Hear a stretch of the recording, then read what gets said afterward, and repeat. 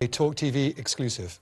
The family of one of the two British soldiers captured by Russia while fighting for Ukraine say Facebook have refused their pleas to take down videos of them being taunted online. Aiden Aslin moved to Ukraine 4 years ago and joined up, having previously fought against ISIS in Syria. Aiden was captured along with a second British fighter, Sean Pinner, earlier this month. Videos of them being questioned and taunted by a British journalist working with Russian forces are still available this evening on Facebook. I spoke to Aiden's mum, Angela, and his brother, Nathan, earlier, and started by asking them when they first knew he was in trouble. We didn't hear anything from my brother for a week, and then he released a video on his Instagram,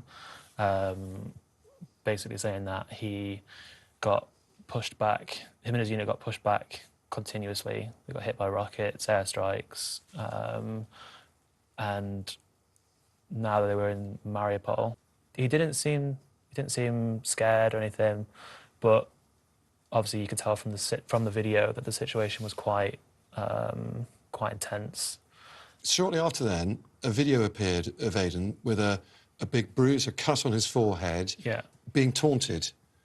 Now, we're not using that video footage. There are long-standing conventions of why you don't use video footage of prisoners of war, effectively the hostage videos. But what did you think when you saw that video, Ange, and what effect did that have on the family? I was horrified. I think we was all horrified that he'd obviously had some kind of injury. And how did he get that injury? Nobody can actually say, but we can assume that it came from his capture. The video that was shown before they surrendered, he had no injury. To moving on 24 hours, he had quite extreme facial injuries. Now, the person in the video taunting Aiden, and he is taunting Aiden, is a British journalist called Phillips. He's now working with Russia's armed forces. He threatens Aiden with the death penalty and a load of other different things. How do you think a fellow British person can do that to another one, and what do you think should happen to him? I think he's a disgusting individual, and I do hope that when he does arrive back in the UK, that the government may want to speak to him. Prosecute him? And prosecute him for going against the Geneva Act. You worked very hard to get YouTube to take that video down. YouTube took that video down last week. You've also asked Facebook to take that video down repeatedly, and Facebook still haven't, and it's still up there. Facebook haven't responded to hundreds of people who have reported it. It shouldn't be allowed. This is propaganda videos, and he's actually getting paid whilst he's promoting it on to Facebook. And he's making money out of people who are suffering for whatever reasons, even to the point that, you know, he's glorifying it. This kind of promoting propaganda has to stop and cannot be broadcast on any social media. Now, we've heard several appeals from Russian voices for a prisoner swap. Aiden, also another British prisoner of war, Sean Pinner, to be swapped for someone called Viktor Medvedchuk, who we know is a crony of Vladimir Putin's, a friend of Vladimir Putin's. He's godfather to Putin's daughter. Do you think pressure for this prisoner swap is coming from Vladimir Putin himself? I would hope that, you know, in some point that there will be a prisoner swap.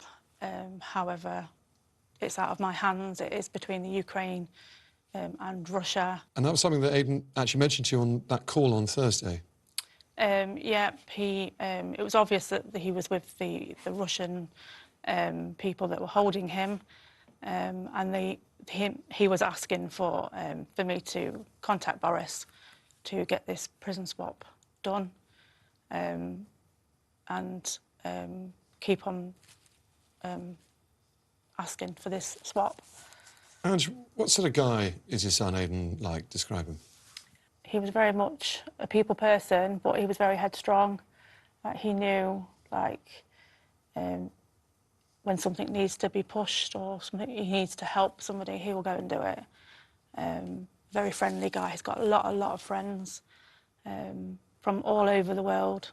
So much support for him going on right now. How are you coping as a mother?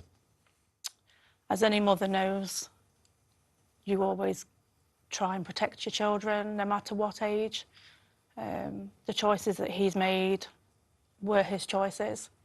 But as a mother, I will always try and protect him and want the best outcome for whatever's going to happen next. Scared, frightened, very, very stressed. If you could put a question to the Prime Minister, what would it be? Act now while you've got the time to act. You've got two British citizens on the line, being forced to say whatever the Russians are putting in their mouths at gunpoint, whether they show it on the camera or not. And it's a moral obligation to do something about it. I would like to hope that Boris will help and talk to the Ukraine government, embassy, and that there can be something sorted out so that these two guys can come home. And if Aiden does somehow see this, what's the one message you'd like to give to him? Be strong. You've got a lot of support behind you, and we will get you out. Nathan, thanks so much for talking to us. That's all right. Okay, Thank you for having us.